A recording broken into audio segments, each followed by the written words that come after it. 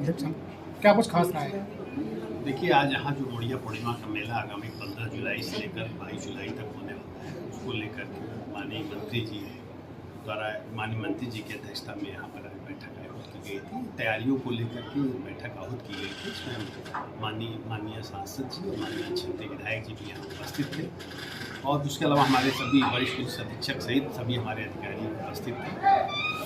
उसमें सिलसिलेवार पूरी तैयारियों पर परिचर्चा हुई। मीन्स अगर हम शुरुआत करें तो लोग वाहनों से आएंगे, बसों से आएंगे तो कितनी बसें लगाई जाए, क्या रूट होगा बसों का, उनकी कहाँ से पार्किंग कराई जाए, जो लोग अपने निजी वाहनों से आएंगे वो कहाँ पार्किंग करेंगे, और पार्किंग करने के बाद जब परिक्रमा मार्ग पर तक आएंगे तो परिक्रमा मार्ग पर सारी व्यवस्थाएँ हैं। उदाहरण के रूप में वहाँ पर परिक्रमा मार्ग में कहीं गड्ढे आदि न हो, जो कच्ची और पक्की परिक्रमा मार्ग कंप्लीट रहे, CCTV कैमरे लगे रहे, पूरा पब्लिक एड्रेस सिस्टम से पूरी चीज़ें कंट्रोल रहे, खोया पाया केंद्र रहे, हमारा कंट्रोल रूम रहे, साफ़ सफाई की बेहतर व्यवस्था रहे, जो लोग आए उनको पोर्टेबल वाटर मिल सके।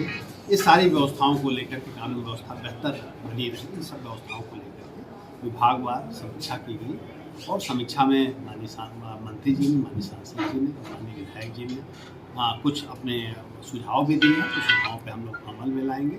हम लोगों का प्रयास यही है कि पूरे एरिया को डिफरेंट सेक्टर और डिफरेंट जोन में बांट करके न केवल कानून व्यवस्था संबंधी बल्कि अन्य व्यवस्थाओं संबंधी जो सुविधाएं यहाँ पर आने वाले श्रद्धालुओं को मिलनी चाहिए, वो व्यवस्था हम उन लोगों को उपलब्ध कराएं। इसके लिए हमारी पूरी टीम कार्य कर रही है और हमने माननीय मंत्री जी को और माननीय सांसद जी और विधायक जी को आश्वस्त किया है अपनी पूरी टीम की तरफ से कि हम लोग बेहतर से बेहतर व्यवस्था देने के लिए जो भी संभव प्रयास होगा, जो भी संभव कोशिश होगा, हम लोग करेंगे, जिससे आम जनमानस जो भी श्रद्धालु जन आए उनको किसी तरह की यहाँ पर असुविधा नहीं। सर, तहसील प्रशासन की कार्रवाई को कार्यशैली को लेकर के लगातार सवाल खड़े हो रहे हैं। जमीनों पर कब्जे हो रहे हैं, SDM साहब पर आरोप लग रहे हैं, तहसीलदारों पर आरोप लग रहे हैं, लेखपाल पैसे लेकर जमीन पर कब्जा करा रहे हैं, कार्रवाई नहीं हो रही है सर। देखिए, आरोप प्रत्यारोप लगाने से कोई समस्या का हल नहीं होता है। अगर एक भी ऐसा उदाहरण आपके पास हो तो आप उसकी हमको शिकायत करें, उसकी जांच कराई जाएगी। एक जनरल बात कहने से कि हम कहें कि साहब फला तबके के लोग बड़े खराब हैं तो उस तबके को खराब मान लिया जाएगा, ऐसा कोई आधार नहीं। जनता कह रही है, अभी मीटिंग के बाद आप देख रहे हैं जनता किसको कहते हैं ये आप पे डिपेंड करता है। 5 लोगों को अगर आप जनता मान लेते हैं तो ऐसा नहीं होता है।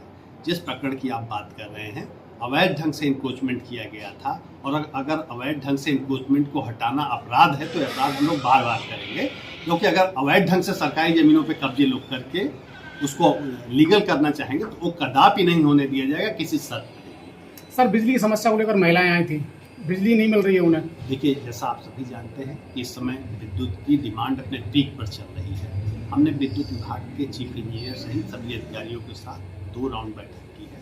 लगातार हम लोग बैठकें कर रहे हैं। इस समय ग्रामीण क्षेत्रों में और अर्बन क्षेत्रों को विद्युत कटौती से पूरी तरह मुक्त रखा गया है, लेकिन डिमांड बढ़ने के कारण ओवरलोडिंग के चलते कुछ फॉल्ट्स आ रही हैं, जिसके कारण विद्युत कटौती हो रही है। हम लोगों का प्रयास है कि ये जो असुविधा लोगों को हो रही है इसको मिनिमाइज किया जाए।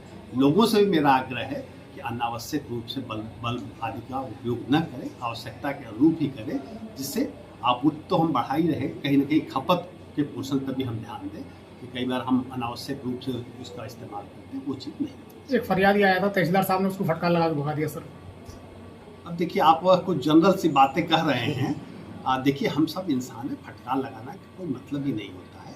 हम हर फरियादी को सुनने को तैयार हैं, लेकिन सुनाने का भी एक तरीका होता है। सही ढंग से बात रखी जाए। अगर 100 लोग भीड़ में 100 लोग एक साथ बोलेंगे तो ये समझना बड़ा मुश्किल होगा कि कौन व्यक्ति क्या बात कर रहा है। उसका तरीका होता है एक एक कह के अपनी बात रखे।